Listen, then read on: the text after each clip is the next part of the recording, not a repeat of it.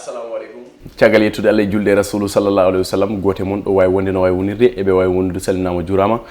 en jetti Allah inalaado mum en jetti ganda ko hunene e bawen jetti halifa men dini comme halifa men ada yebiyankobe Piindi TV tewtebe nder e bawol leydi kala so bibe Piindi TV ngam computer to bawdon wonde no bawdon wonirde min calni min jurima wonbe diaspora wonbe sous région Mali Mauritanie Guinée wonbe ha to Côte d'Ivoire kono kay tewtebe do e nder Sénégal tente Fouté Kumbalu mama e lubbudu mum jeedidi min calni min jubima so bibe Piindi TV ngam ndede so ngamri tugo yodi ko yuma jagge bala be adi bila adi saladare buri firtude adi on adi mon pirtani kono kadi on adi mo Piindi TV ya firtani adandon kala subako sifay kelle jedane jande leydi Sénégal hande non nganda tigi odon fannu dawru golen tawe hen o lande mai des élections locales ben hebe fartange jottade tigi di don mairie kono kay ko wona dum ko e wondude nganda kay ya odon fannu ena wayno ciaggal nde ben janginobe leydi Sénégal gonno tigi e geddere godon fofu juude joni de ena wayno ko ben harlebe cellal ko kanyumen de jokki e de don nyanyere dum ne tawe nder jande leydi Sénégal e odo subaka alkamisa sapo jedi lewru février 2022 kona dum ko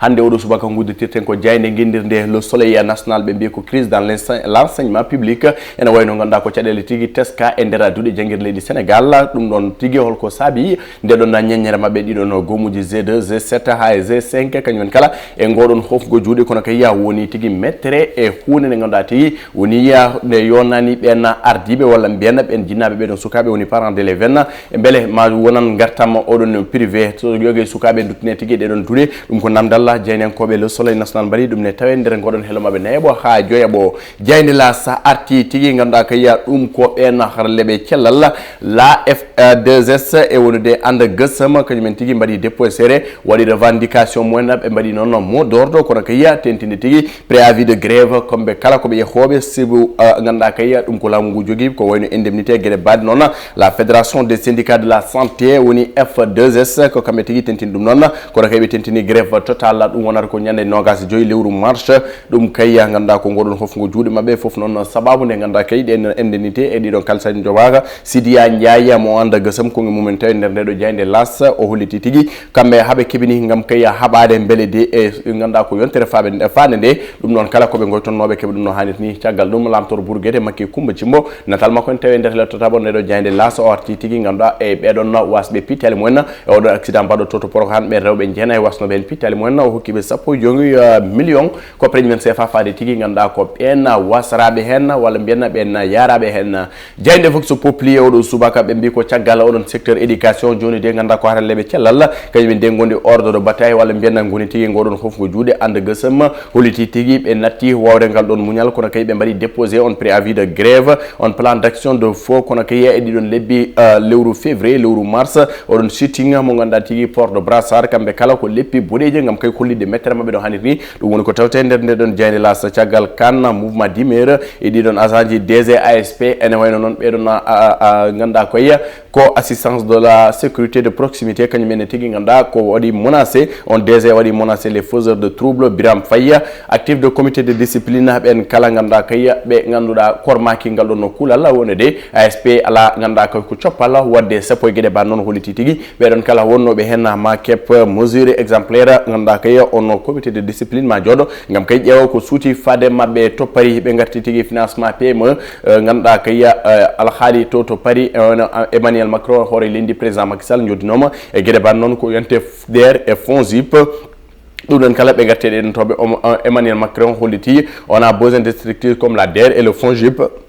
ngam kay bamtude dunde Afrique din ko kungi makko kanko horejo laamu leydi France tumnade tigi dum ko golle président Macky Sall besbi le jour de don jayde arti tigi o don romu nganda tigi wala mbiena cadele tawtede tigi nder jangi leydi Sénégal e wiide tigi nganda ko odon secteur rabi tigi secteur jangdo rabi cella leydi Sénégal ben haralabe cellal nganda ko tentini yaadu moene odon grève kono kay odon préavis me badum déposer septembre mois de mars ha lewru septembre fof de mabe kollit ko musibe do nder leydi Sénégal kan tawe nder helto don jayde tiagal kanna janen ko be besbi le jour ngati sankare odon gorko medo tigi ardade wala bien medo wonde jagordo nder leydi Sénégal Pape Ousmane Sanko be bi ko la mort d'un homme de plan les échos et odo subaka arti tigi odon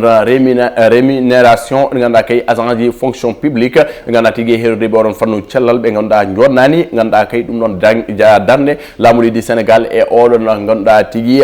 feccere nganda tigi rewan lawla be bi ko do ene wadino lewru be don nganda tigi haralleɓe to banggue ganduɗa tigi ndema leydi Sénégal les agents de l'agriculture kañumen kala keeɓi indemnité mumen 250 000 ha 300 000 francs inspecteur du travail 400 000 francs kamɓene no haɓe cohli elo mabɓe walla mbiyanna gueɗel mabɓe kono hannirni caggal kana elo mabɓe jeeɓo kamɓe jeynenkoɓe les échos ɓe garti tigui ganduɗa kay on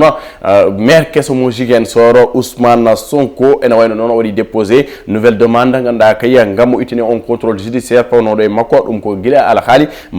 lewru ganduɗa kay ko mars oɗon lewru ganduɗa kay ko mars oɗon alhaali Adji Sarr ene wayno ko guila nden noon o waɗano ɗum noon ko ganduɗa contrôle judiciaire joni de o wi ko ɗum noon omo yiiɗi itte saabu tigui ganduɗa kay ko to jooɗi to ne Ziguinchor wonde mo maire ene wayno noon yagay sahaji omo heɓa tigui fartange yidde yaltude alay saago noon ɗum noon wona ko itta ko yaawi ko yacci l'observateur Diagne Youssou Madjiguine nde arti tigui on hoore leydi lamtoro Bourgueɗe makke Coumba Thimbo ɓe mbi ko pêcheur walla pêcheur politique ene wayno ɓe garti hen ɗum noon expérience uji ɗi o heeɓi e oɗon fannu dawrugol ha Idriss Seck en e banda Diop en wayno Moussa Sy en kono kay e oɗon coup contre coup mo ganduɗa tigui gatugol Bamba Fall ɗiɗon rallima beele de ko gartam jibinene hoore leydi Macky Sall ɗum woni ko namdi ɓeɗon jeynenkoɓe Youssou Madjiguine ɗum ne tawi nder goɗon hello mabɓe jeeɓo caggal kan ɓe garti e oɗon gorko mo ganduɗa tigui bijoutier walla mbiyanna baylo biteɗo Ndongo Guiya mo fitano mum yoɓa tawa to kamɓe ren en lowa e nder mbusuji kono kay ene woni e nder ganduɗa kay ko auto mum oɗon Bass Thiam mo ganduɗa tigui ko tumonoɗo kañum tigui fawnoɗo junggo o wi ko Ndongo ari gala makko ki ɗum million ngaji jeegom mum kono ɗon de ɗon ganduɗa tigui jeynenkoɓe mbi sa oɗon jiiɗi humpitade ko heddi ko ene tawe nder goɗon hello jeeɗiɗo ɓe gatti oɗon enquête agence de sécurité à probléme ɓe mbi ko no ganduɗa ko guiɗe ASP ji gaari aɓe jogui caɗele kewɗe mataw kayya ɓe ƴettu ganduɗa ko juuɗe mabɓe ñoofe nder dede mabɓe kono kayya ko caɗele tigui woni ɗumen guuri ɗum ne tawe nder ndeɗon jeyde Youssou Madjiguine henna enquête oɗo subaka ɓe mbi ko la cure de souffrance ɓen ɓe garɓe kesɓe walla mbiyen au lendemain des élections locales ɓen hesɓe arɓe tigui ganduɗa ko joɗade e ndiɗon mairie ji hen wayno noon en tawe hen on maire mo Guédio waya wiyte ko Ahmed Aïdara wondude tigui maire mo Yoff oɗon ganduɗa ko suka guittuɗo Abdoulaye Diouf Sarr ɓe wayno professeur Moussa Diaw ko politologue soutien kongi ɗum ne tawe e nder helloneɓo ha jooɓo nde ɗon jeyde enquête caggal kan ɓe oɗon accident mortel baɗɗo e lawol Prokhane ene wayno noon laamu leydi Sénégal e gardugol hoore leydi Macky Sall hokkiɓe 15 millions gam kay duwonade ɗiɗon famille ji kala ganduɗa kay wasɓe hen pittali mumen Le Quotidien e Madiambal Diagne arti koye oɗon alhaali parking ɗi ganduɗa ti kewi della ganduɗa ko auto ji natti dogde hol sababu ɗiɗon auto ji nattude dogde ene wayno ganduɗa ko automobiliste en kañumen de ganduɗa ko natti hutorade auto ji mumen saabu tigui wallide oɗon terre kono kay e ballal oɗon terre ngal addi saabu ganduɗa ko jawko mum e gueɗe baɗe noon e embouteillage foof de saabi ganduɗa ko yoguey mabɓe noon cuuɓi ko oɗon terre woni sababu ɓe mbi ko automobiliste à terre train express régional les travailleurs délaissent leur voiture pour le train kamɓe kala ɓe goppa auto ji mabɓe yaɓande oɗon terre ɗum ne tawe nder ganduɗa kay ko ndeɗon jayde Le Quotidien de Madiambal Diagne stade coftal ɓalli no Aissane Dia heewi wiide ko kayre uddata damal e natala on gorko o wiite ko oɓe to Fermin omo Liverpool ɓe gati koye ngal ɗon potital kikiɗanko to ganduɗa ko leydi Italie ɗo ɓe kutodiranno Inter Milan caggal tigui ngal ɗon potital nde ruuhi ene wayno noon oɗon gorko Firmino nde ari tigui ko kañum heeɓi fartangue ganduɗa tigui dillendi ɗiɗon gacculi e ganduɗa ko coup de tête walla mbiyen e oɗon coup de pied arrêté ko hen tigui o heeɓi fartangue loggude oɗon bi caggal ɗum noon ganduɗa kay heeɓi wadde doublé ene wayno Liverpool ko kañum tigui lappi Inter Milan bituji ɗiɗi en diga ko wona ɗum ko Salzbourg wadde le Bavarois Bayern Munich bitu gotel e gotel ene wayno noon Salzbourg dartima no hannirtini caggal kana jeynenkoɓe ganduɗa ko stade gartingel ɗon kawguel Europa League ngel ganduɗa tigui barrage aller oɗo alkamisa hande ene wayno noon koɓɓe en wiiteɓe FC Barcelone les 4 ans ko kañum tigui fottite e Napoli mo Kalidou Koulibaly ɗumen sabba e oɗo kikide hande ɗum woni ko sifa kelle gueɗene jeydeji leydi Sénégal bandiraɓe musidɓe tedduɓe yeeɓiyankoɓe Piindi TV en garta tigui ganduɗa ko ɗeɗon caɗele teskaɗo ɗo e nder leydi Sénégal oɗo saha ɗum ko caggal nde ganduɗa ko ɓen jangguinoɓe banno goɗon hufno juuɗe joni de caggal ɗum noon teskama ASP ji caggal ɗum noon teska joni agent de santé waɗɓe déposé on préavis de grève hol gartam ɗam jogori jibinande ɓesgu leydi Sénégal beele ko ni tigui wawi ñawdude kalmo ɓerde mum muuse walla metti wiyene waɗa grève habbude tekke boɗeje wiyene waɗa sitting wiyene waɗa marche mi sikku ganduɗa ko wulurudirde ala waɗi kanko wasa yewtide saabu ganduɗa ko kala structure mo jiiɗa to banggue santé to banggue éducation kala banggue mo wawi wonde ene waɗa jagorɗo baɗɗo ɗon on jagorɗo so ronkini walla on jagorɗo